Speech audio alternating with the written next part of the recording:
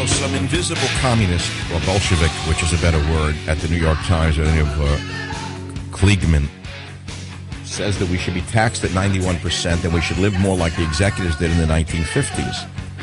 Well, how about the politicians of today living like they did in the 1950s?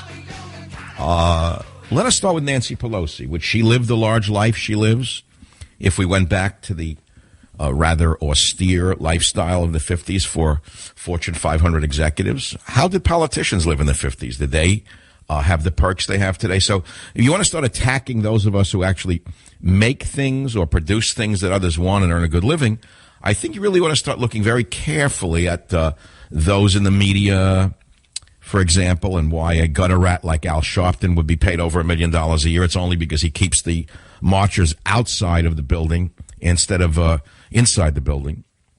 I mean, the man has no education. No one knows if he's really a reverend.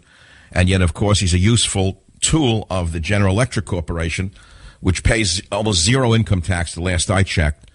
And, of course, if you hire those who might march outside your headquarters and give them $1 million a year, I would say it's pretty good. If you're saving a few $100 million in taxes and you hire those who can jawbone the public into thinking that they really care about the poor and you pay them $1 million a year, that's a good bargain.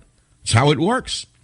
Let's take some callers on the Savage Nation on all the topics I have touched on. Again, I started by reading the old New York Times front page, and believe me, it's the best show prep ever. Others will try it now because they're floundering in the business. They don't know where to go. They're conservative fundamentalists, which is okay. It's a good thing to be a conservative fundamentalist, to fight the communist fundamentalists like Obama, but it makes for horrible radio.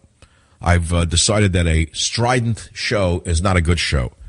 It's one thing to be angry in the midst of a symphony, to reach a crescendo in the midst of a symphony.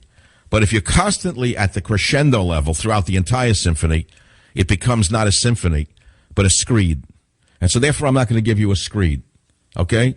855-400-7282.